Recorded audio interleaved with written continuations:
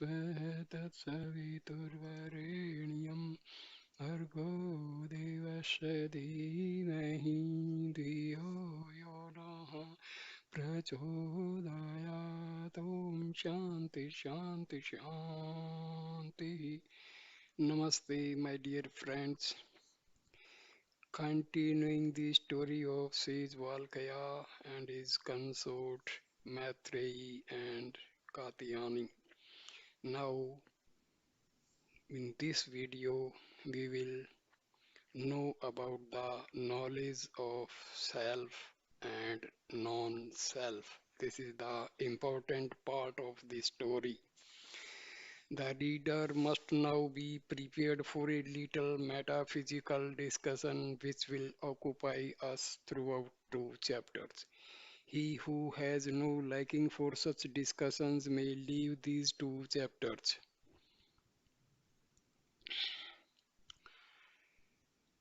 Um,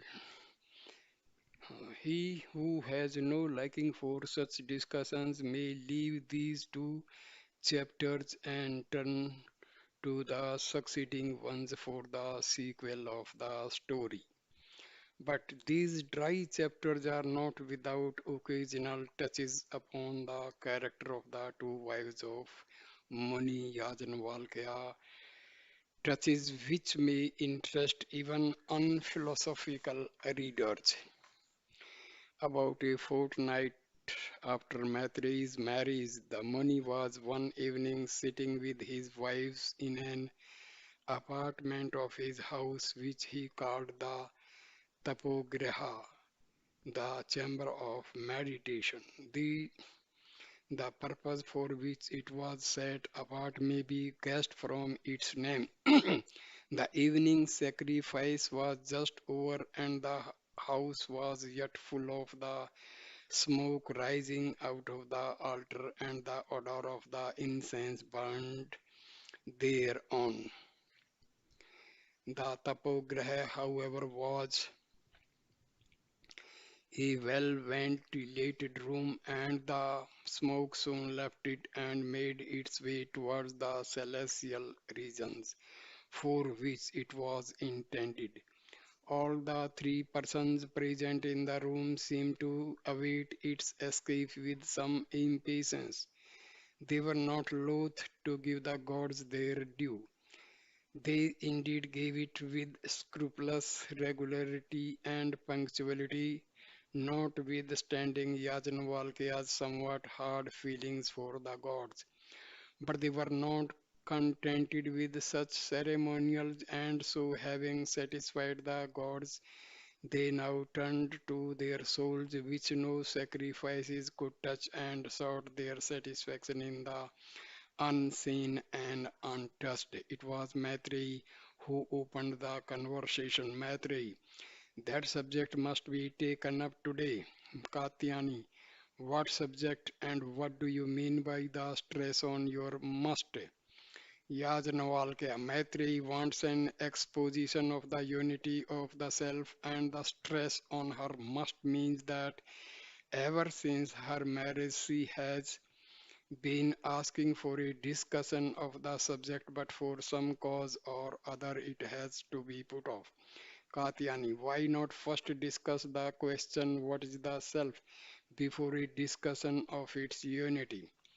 Maitreyi, I have no need to inquire about the matter.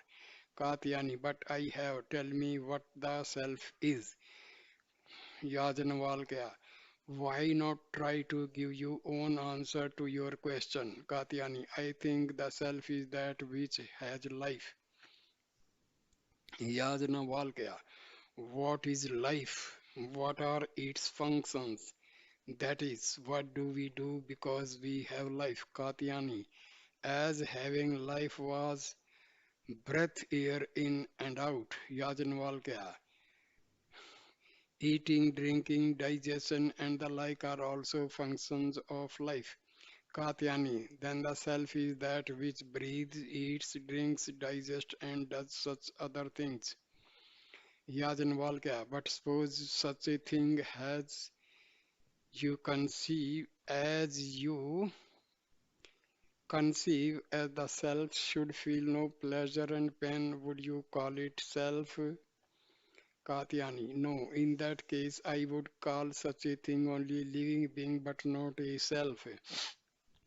Yajnavalkya, then you see that your definition of self is incorrect. Katyani, I see I cannot call that a self which has no consciousness. Yajnavalkya, what is consciousness? Katyani, consciousness is knowing.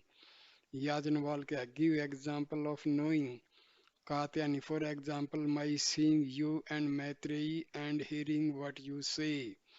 Yajnavalkya, do you always see what you are now seeing and hear what you are now hearing? Katyani, no, I don't see you if I close my eyes or move away from this place and don't hear whether you are silent or when I close my ears. Yajnavalkya, but you continue to have consciousness even then. Katyani, yes, I do. Yajnavalkya, consciousness then continues even when the action of the five senses are stopped. Katyani, yes, it does continue. Yajnavalkya, what do we know then? Who or what is then the object of consciousness? Katyani, we then know ourselves. Yajnavalkya, consciousness then consists of knowing ourselves. Katyani, not in knowing ourselves alone, in knowing sensuous objects also.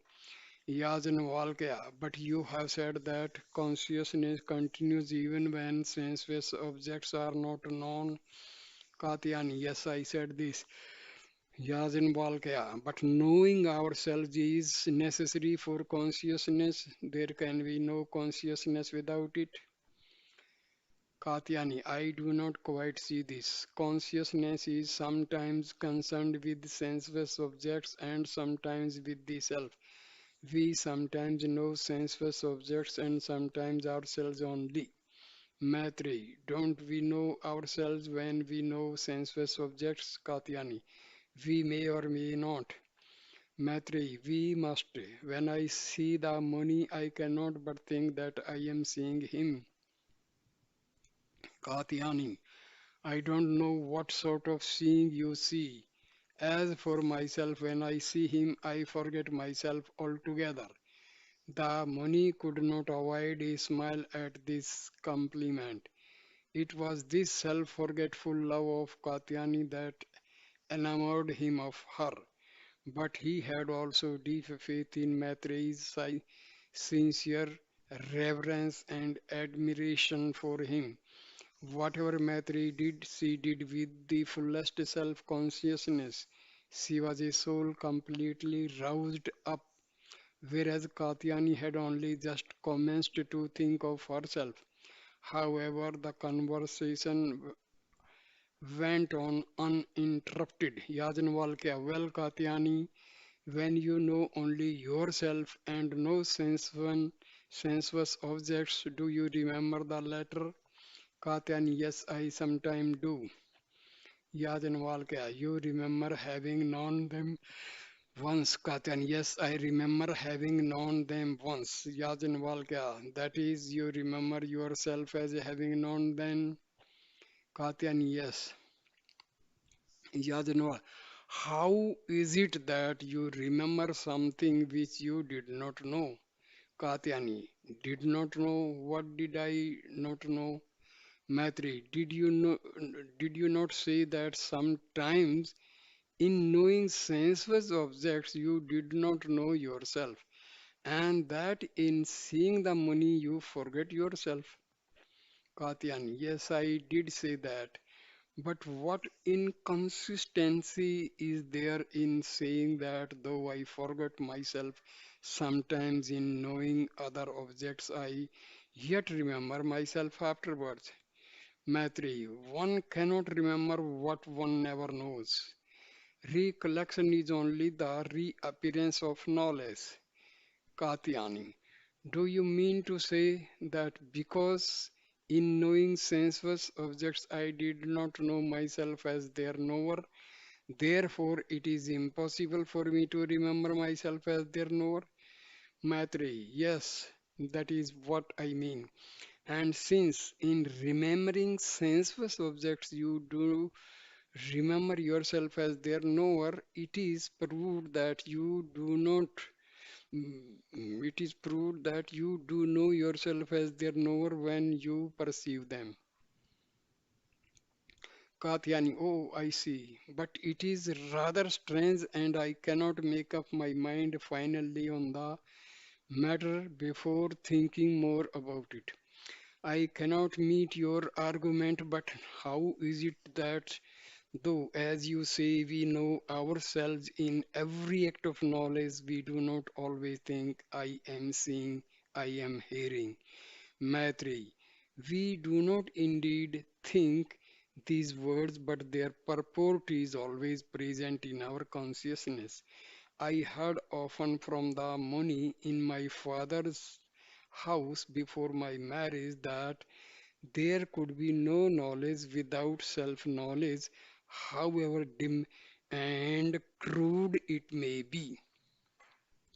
Katyani, I too heard all this from him before but did not understand it, nor do I see now, even though I understand it, its relation to the main subject of our conversation.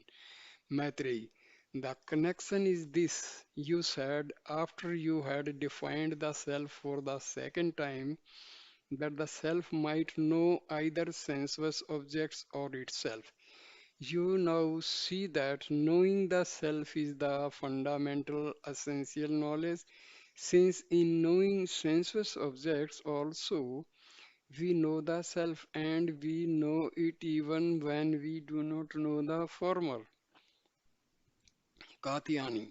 Then it seems there are two kinds of knowledge, the knowledge of self, which is constant, and the knowledge of sensuous objects, which is changeful. Maitreyi, why do you call the knowledge of objects changeful? Katyani, because it is not always present with us. When I see the Muni, I do not always see you, and when I see you, the Muni may be absent from me. Maitri, but the knowledge of objects unseen and forgotten recur to us. Things that I knew yesterday and forgot, I know again today and remember them to be the same objects I know yesterday. Does not this show that the knowledge of objects is as permanent as the knowledge of the self? Katyani, but the knowledge of objects go and come, while the knowledge of the self is constant. Yajnavalkya, with the passing away of the knowledge of a particular object, our knowledge of the self as the knower of that object also passes away. In this way, the knowledge of the self is seen to be as changeful as that of objects, Maitreyi. But in knowing a fresh object, I know myself as the same self that knew other objects before. So that self-knowledge in both the acts is constant. Yajnavalkya, in the case cited by you, the knowledge of objects is as constant as self-knowledge. In knowing the unity of the self in two succeeding acts of knowledge, the objects of knowledge in the two acts must be brought together in the thought. Maitreyi, but in dreamless sleep we forgot objects altogether, but we know the self nevertheless. Yajnavalkya, if we forget the world, we forget the self also. That is, we do not know ourselves. When we know ourselves again, we know objects also. What we usually call self knowledge is as inconstant and subject to lapse as the knowledge of objects. Maitreyi, I am in greater confusion than I ever was. From what you say, everything seems to be hopelessly changeable and even destructible. The self can exist only as a knower. But if we lose self knowledge and the knowledge of objects, In dreamless sleep, how does the self exist? On the other hand, if knowledge is suspended in dreamless sleep, how does it reappear in the waking state? Yajnavalkya. Your confusion arises from confounding the real self, Atma, with the sensorium, Manas, which is in a sense one with the self and in another different from it. The changes in the question are changes not of the self but of the Manas. Katyani, what is the Manas and how is it both one with and different from the Atma? Yajnavalkya. The changes we have been speaking about must be said to be the change of something. They must be the states of a substance. That substance is not the self. For everything exists permanently in the self, as you see from the reappearance of everything in the waking state. We therefore imagine and cannot but imagine another substratum for these changes and call it the manas. In this respect, the manas is different from the atma, but we must think of everything as necessarily related to the self and forming a part as it were of the atma. In this respect, then the manas as the substratum of everything is one with the atma. Maitreyi, I see now how my doubts are cleared. In that great assembly, you described the self as the inner ruler, Antaryamin of all things. In naming different objects as examples, you named the Manas as one. I remember your very words. You said, Yo Manasi Tishthan Man Solvantra You Mano Na Veda Yasha Manaha Sriram Yo Nano Hantaro Yamayat Soyesa Ta Atmanam Antriyamintaha. Translation is He who, though existing in the Manas, is yet different from the Manas, whom the Manas does not know, whose body the Manas is, who existed in the Manas, rules it. He is yourself. The inner ruler, the immortal, that the self is that ruler of the earth, of water, fire, and such other objects. I understood very well, but that like other objects, the manas also is unknowing, dependent, and ruled by the self. I did not understand then, but I understand this now.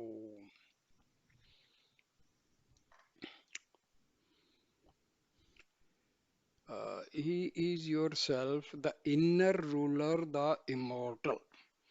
That the self is the ruler of the earth, of water, fire, and such other objects. I understand very well, but that, like other objects, the manas also is unknowing, dependent, and ruled by the self. I did not understand then, but I understand this now. Katyani, should we not stop here tonight? It is getting late. Maitreyi, the answer to my question is yet as far as ever. It is only your question that has been answered.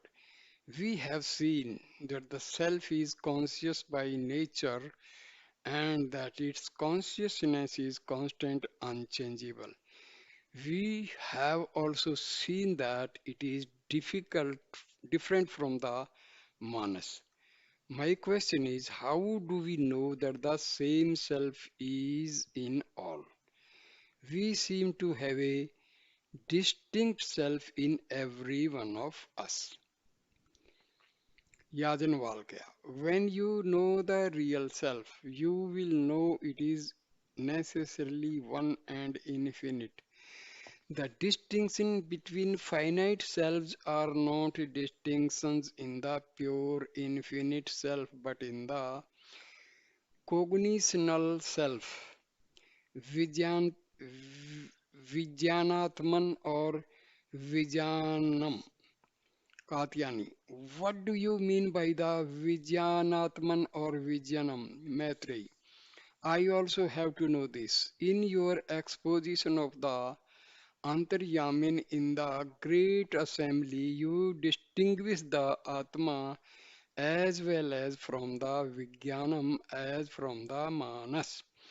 I have understood the difference between the Atma and the Manas, but I don't see what difference there is between the Atma and the Vijnanam. Katyani, how do you remember so many things? Perhaps you can repeat the Muni's every words. Maitreyi, yet I can, but I deserve little credit for this because in order to make his exposition impressive, the Muni used almost the same words in every part of it. About the Vijnanam, he said, Yo Vijnane Tishthan Vyanadar Yam Vijnanam Na Veda Yasha Vijnanam Sariram Yo Vijnana Mantra Yama Yatra Yeshata Atmantra Yam Yamritaha. Translation. He who, though existing in the Vijnanam, is yet different from the Vijnanam, whom the Vijnanam does not know, whose body the Vijnanam is, who existing in the Vijnanam rules it, he is yourself, the inner ruler, the immortal. I now wish to know how the Vijnanam is distinguished from the pure self. Katyani, tell us first what the Vijnanam is and how we know that there is such a thing in every one of us. Yajnavalkya, I should be very glad to explain everything to you, but it would be very late before you would find any satisfaction from my exposition. Are you prepared to sit down? Maitreyi, I am quite prepared. I can sit up the whole night. Katyani. I can't say the same thing of me. I already feel tired and sleepy. Maitreyi, why not go to rest and let me talk a little longer with Damani?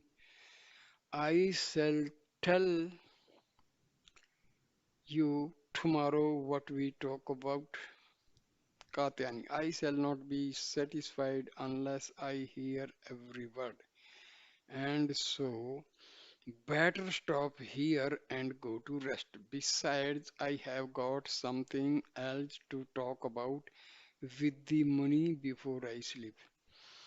Maitreyi took the hint and let her co-wife retire with her husband while she, as was her habit, sat meditating in the tapo graha till a late hour on all that she had heard from the sage.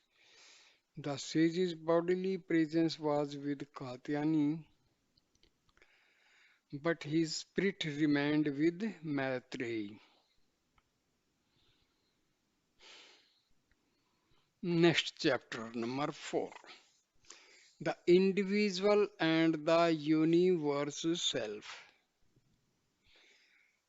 Next evening, the discussion was resumed, the sage himself opening it thus.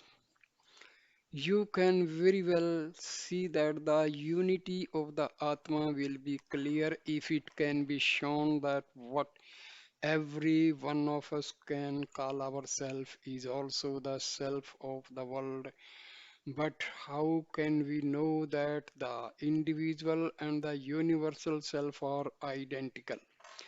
As I told you yesterday, the real self, the self of the universe, has only to be known to be recognized as one. Now, next chapter, the individual and the universal self. Next evening, the discussion was resumed, the sage himself opening it thus. You can very well see that the unity of the Atma will be clear if it can be shown that what every one of us call ourself is also the self of the world.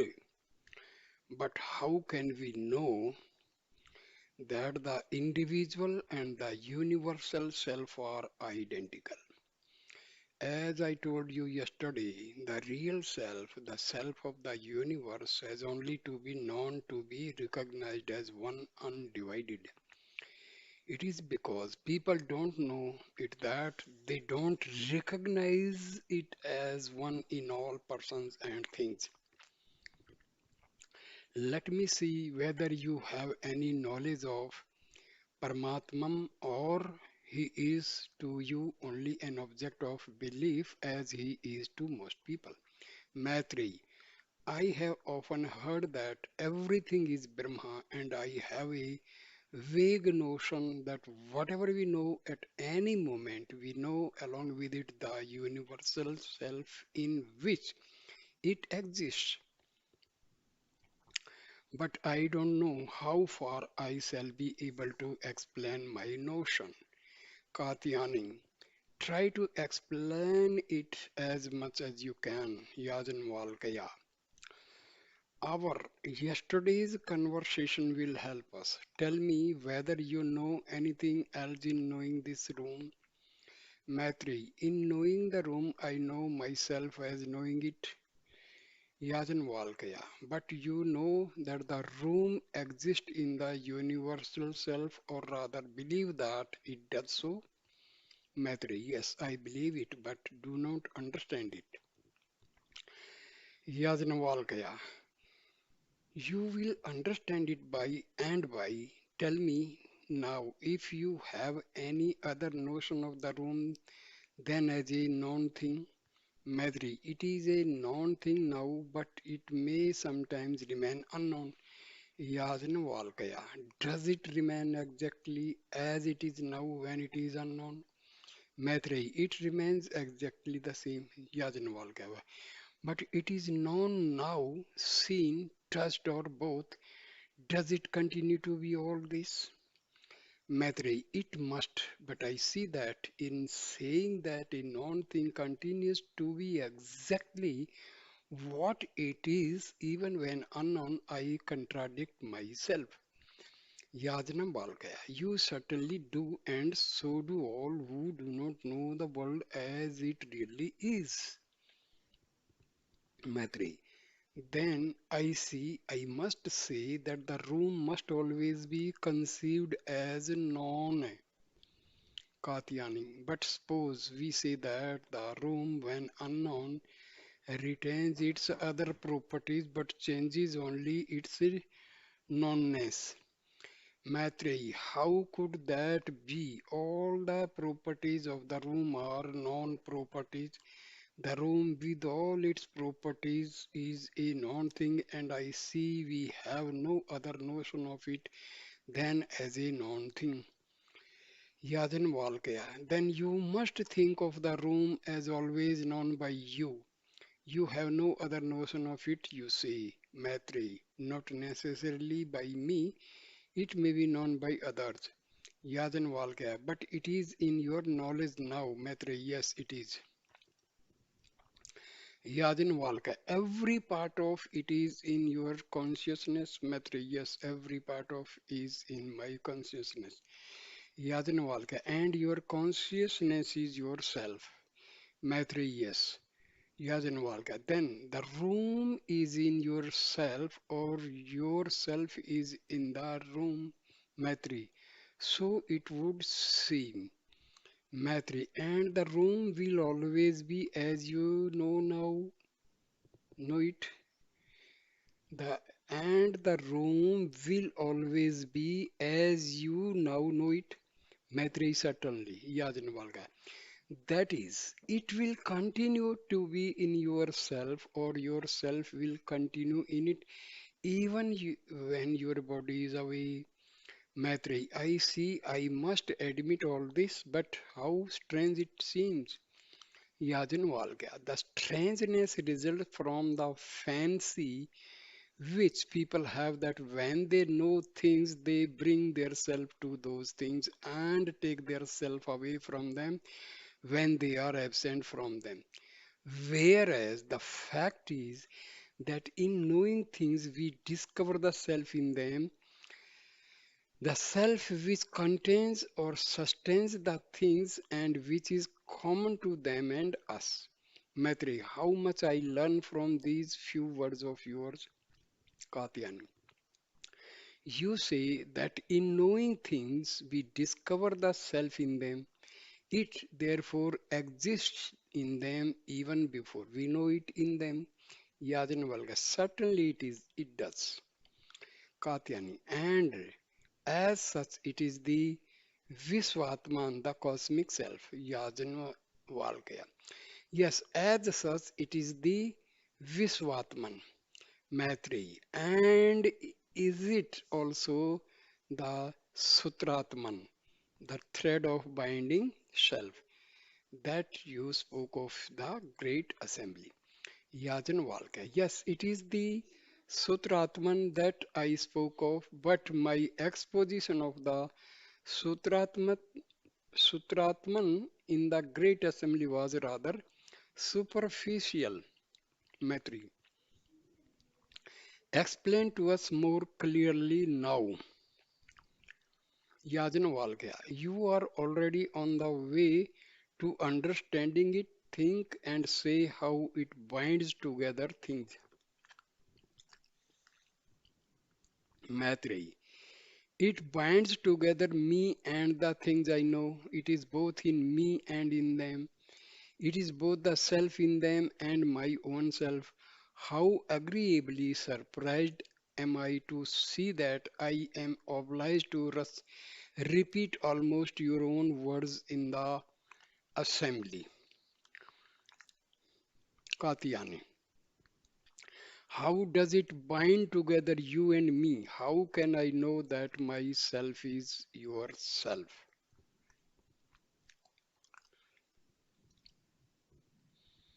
Maitri, in knowing the world, you know that the Visvatman is the same as your Atman. My knowledge of the world reveals to me the unity of myself with the self of the world. It therefore follows that the self in you and me is the same. Katyani, I see. But there are differences also between you and me. How to explain these? Yajnavalkya. They will be explained when I explain the Vijnanatman. Vijnanatman. Now tell me what more you know about the Sutratman. Maitreyi. The Sutratman seems to bind together different parts of space.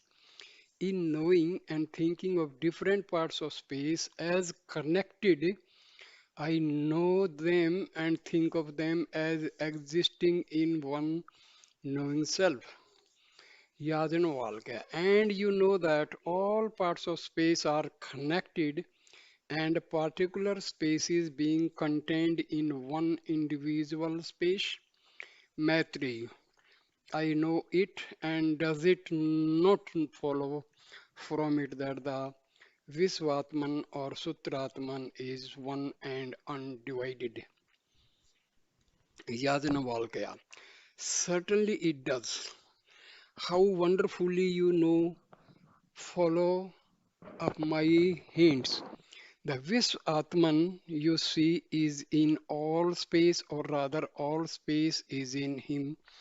In other words, he is beyond space, that is, beyond the divisions of space. But please go on. Maitreyi, it seems to me again that the universal self binds together different periods of time, for it is the unchanging witness of events following one another. Yajnavalkya. Quite so, and you see therefore that the universal self is beyond time or eternal. Katayani, do you mean that he is eternal because he does not change? Whose are the changes in nature then? Maitri, all changes are changes of manas. Katyani. But the manas in us is limited. Cosmic changes cannot be its changes. Yajnavalkya, we must suppose, therefore, you see a cosmic minus as the substratum of cosmic changes. Katyani. But does not the universal self change when he knows cosmic events? Yajnavalkya. Knowledge is not a change, but a permanent prosperity of the self. As Maitreyi said, the universal self is the changing witness of events. The knowledge of events is not itself an event. From this, it follows that the knowledge of events exists in the universal self even before and after the happenings of events. To him, there is no distinction of now and then, as there is no distinction of here and there. Maitreyi. And therefore, it is that things that passed out of our minds and remain absent from us from for a time come back to us and show that they existed all the while. Katyani. But is not our knowledge a change? When I know this room, I pass from the state of ignorance to that of knowledge, and so there is a change. Maitreyi. But the knowledge of the room exists in the universal self even before we know it. To him, it is not an act but a property or his very nature.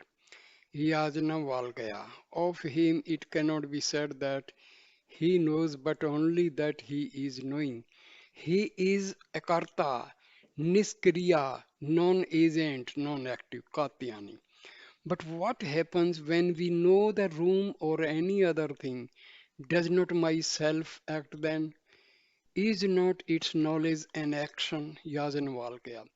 Here you come in sight of the Vijnanatman. The universal self as universal does not act, does not change. The knowledge of everything and every event exists in him as his very essence. But when, in some mysterious way, he differentiates, as it were, a part of his essence as an individual self, this individual self appears as an agent, as knowing something it did not know before, as coming to know itself from a state of ignorance of itself. The universal self, as such, a differentiated individual, is called the Vijnanatman. In essence, it is identical with the universal, but as knowing the contents of the universal in parts, in particular spaces and times, it is as it were different from the universal. Maitreyi, your exposition leaves nothing to be desired.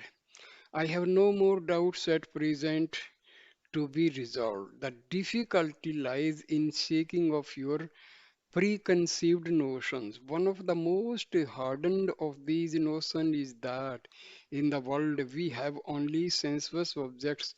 that in knowing the world we know only such objects unrelated to any self. But you made it clear to us in yesterday's conversation that whatever we may know, we necessarily know the self along with it, that nothing can be known apart from the self. Today's conversation has made it clear to me that we cannot think of objects apart from the self. That when we think of objects, we really think of them as related to the self or in the self. The conclusion also is clear and irresistible that we really believe the world to be in the self and cannot possibly believe otherwise. Though we make a strange mistake in giving expression to our belief, as I did when I said that I could think of the room as existing unknown. Katyani, how you gather together in brief all the threads of the argument and help my dull intellect to grasp its drift. What could I have done without you, Maitreyi?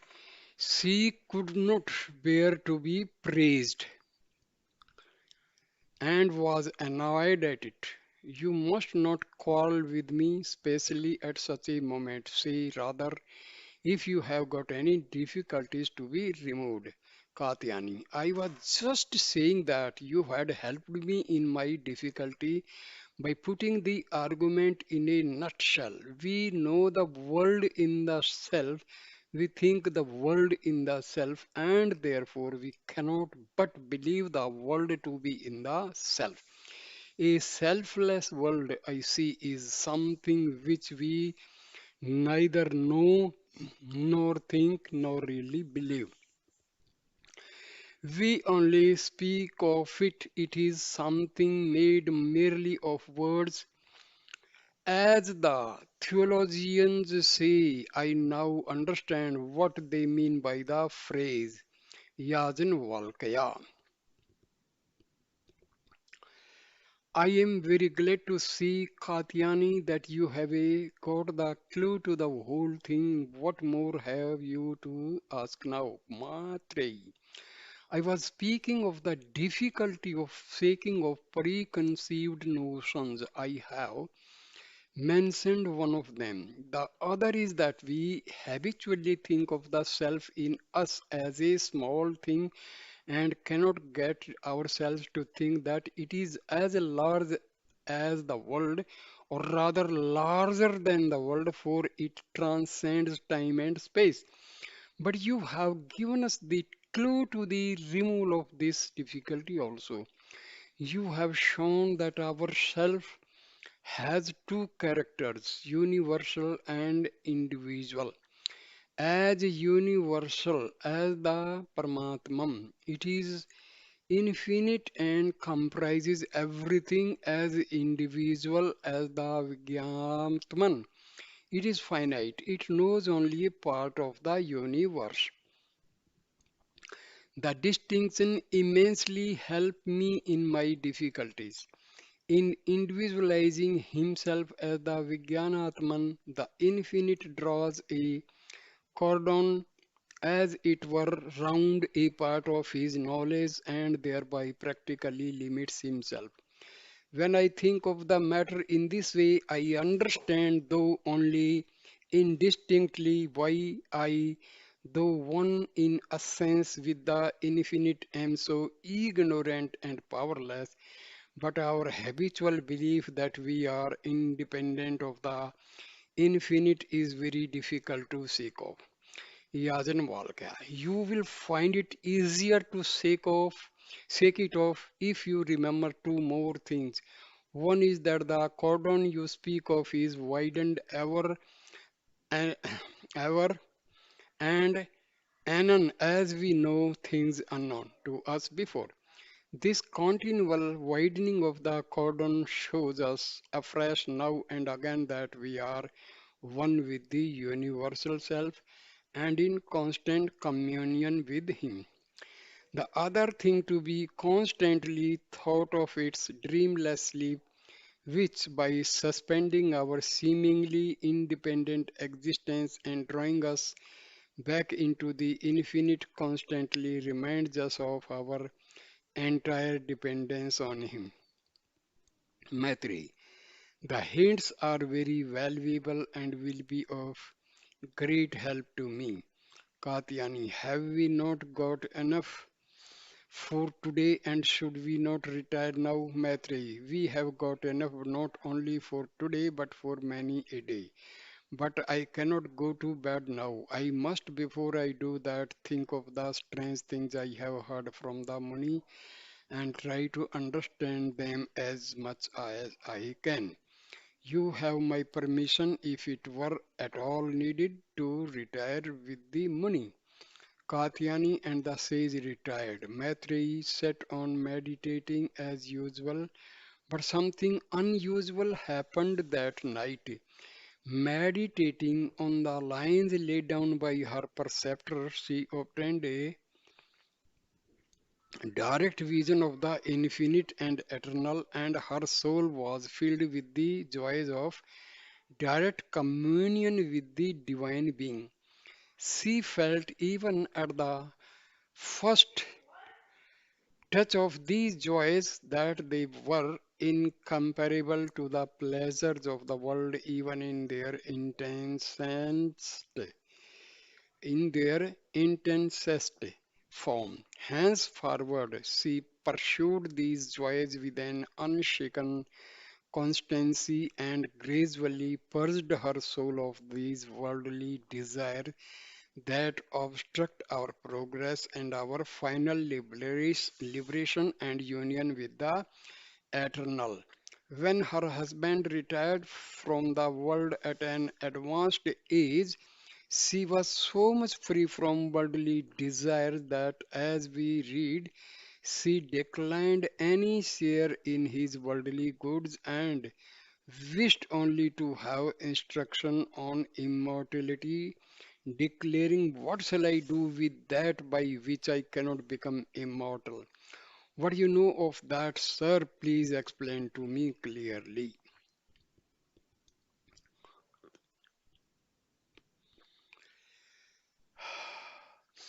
Next chapter is the school of Janakpur. We have seen something of Yajnavalkya as a husband and the preceptor of his wives. We shall now have a glimpse, nothing more than a glimpse of him as a public teacher. His fame as a teacher of the Vedas had brought such a large number of Vedic students to him that he could not board them in his own house as was the custom in those days. He had a large boarding house built for them with the king's munificent help near his own house. The students lived there under the immediate care of Yajnavalkya's assistants while he superintended the arrangements and taught his pupils at stated hours. The scholars belonged to all the three twice born castes and were gathered from all ranks of society, including princes of royal blood on the one hand and sons of common traders, artisans, and farmers on the other. But all were treated alike and had the same comforts, hardships, and duties. They had the same kind of food, the same kind of bedding, and the same kind of athletic sports, except in the case of those who, in addition to their academic studies, received training as warriors. The rigors of the modern distinction of caste were unknown. The students all ate and drank together and behaved with one another as perfect equals. The division of profession indeed made caste marriages the universal order of the day, but intercaste marriages were frequent, especially those of the Anulama class, that between a male of a higher caste and a female of lower caste. The the practiloma kind that between a higher caste female and a lower caste male was less frequent but by no means unknown. The Akstriya chiefs, for example, Yayati had sometimes Brahmana wives, and at the Swayamvaras of Aksatriya girls, caste restrictions were systematically disregarded, so that among the students of the different castes in Yajnavalkya school, many were related to one another by both blood and marriages, and the foundation of many a relationship was being laid in the warm, youthful friendship that grew up as in a fertile soil under a common hospitable roof. Though Yajnavalkya's name is specially connected with the Yajurveda, he was well versed in all the three Vedas, Rig, Saman, and Yajus, that were taught in those ancient days and gave lessons in all the three. There were also chairs, as we would now say, for all the six Vedangas in his school, but naturally Yajnavalkya's lectures on the Shukla Yajurveda attracted more pupils than those on the other Vedas or Vedangas.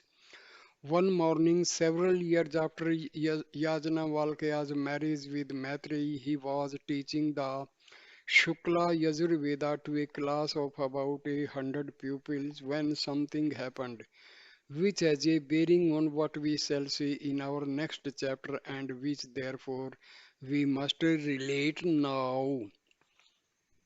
Yajnavalkya had lectured for about half an hour when he was somewhat disturbed by a deep rumbling of carriage wheels at the gate of the schoolhouse. Almost immediately after the porter present himself presented himself to the teacher and announced the arrival in his big chariot drawn by four horses of the general accompanied by a fine young man. The general was no other than our old friend Yajnadatta, already introduced to the reader as one of the two Kshatriyas who saved Yajnavalkya's life.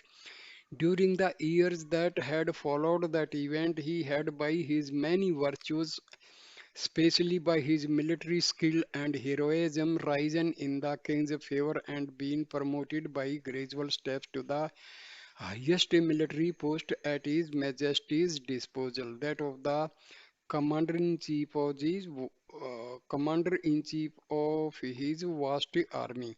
But what has brought this high military functionary to the door of the Vedic teacher this morning? Let us learn this from the conversation that followed upon the meeting of the two friends.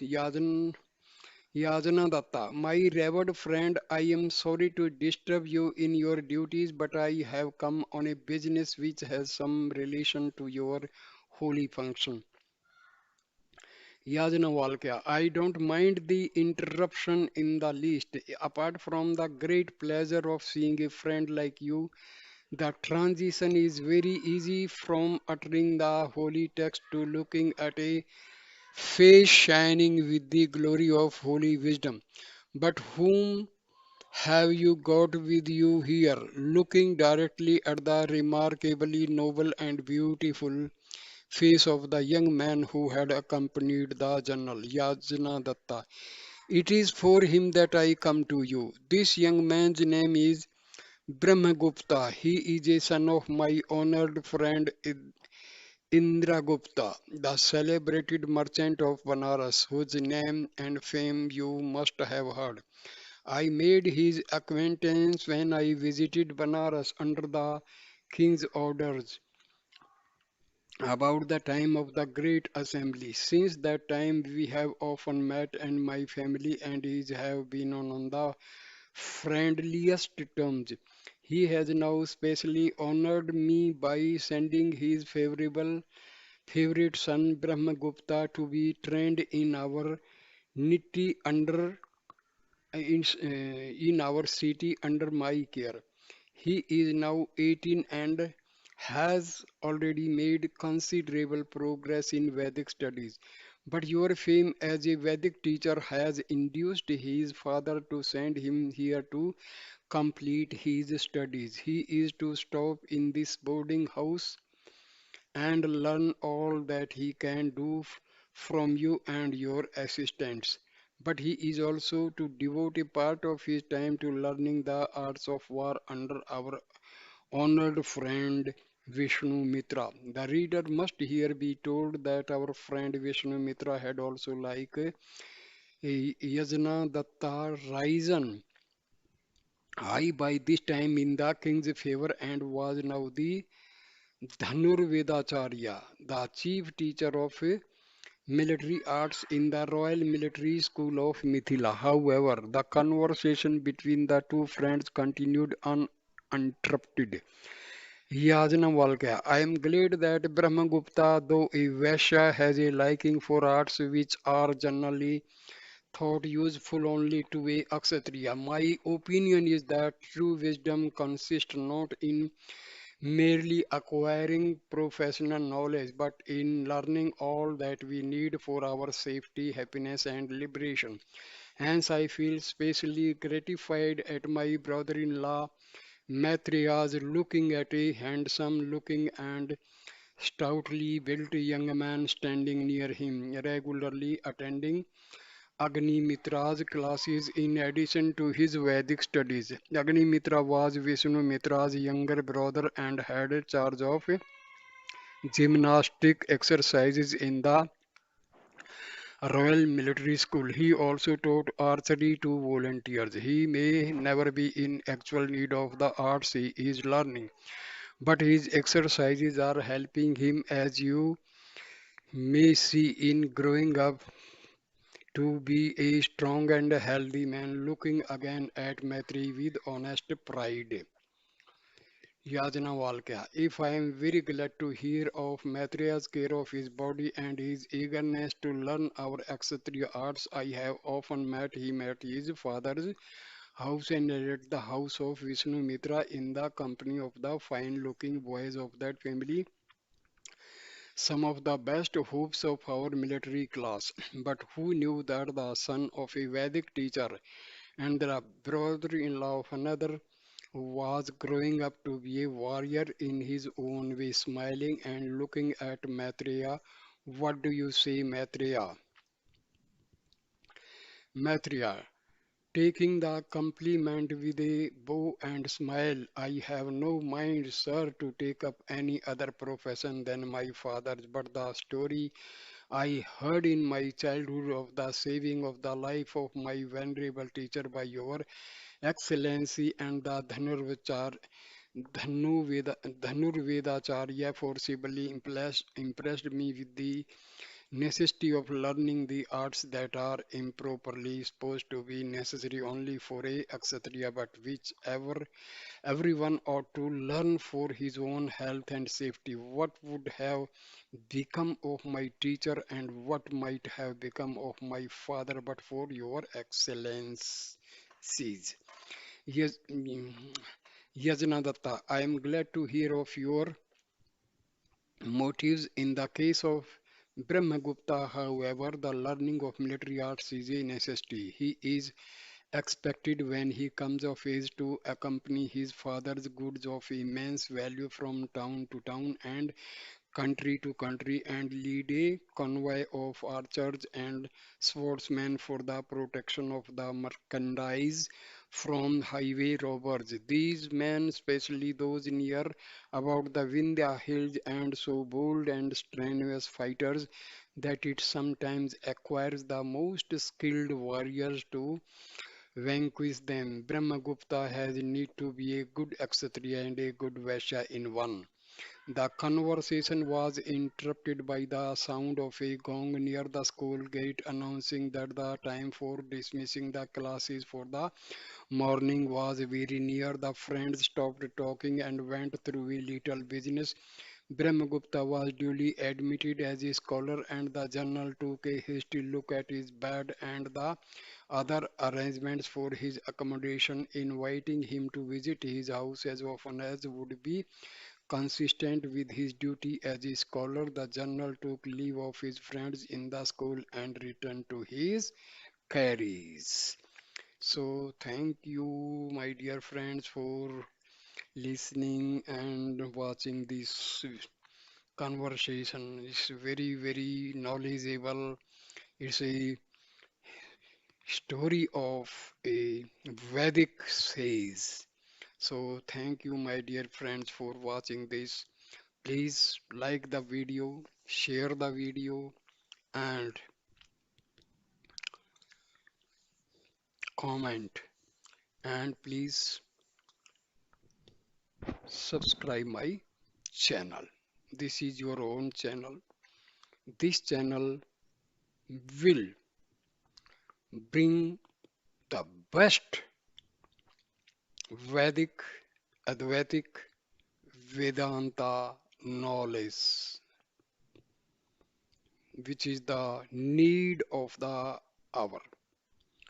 Because our modern students, they have completely changed away from the our Sanatana culture.